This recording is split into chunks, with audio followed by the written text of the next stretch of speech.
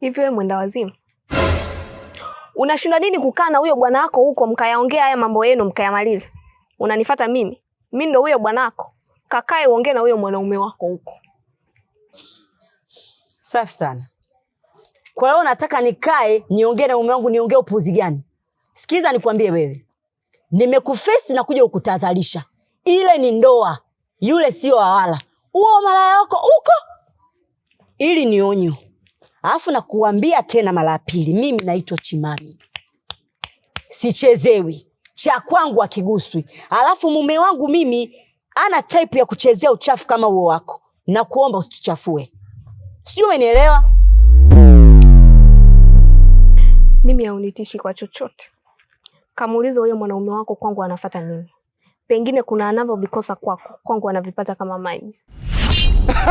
Bibi koma. Shika adabu yako.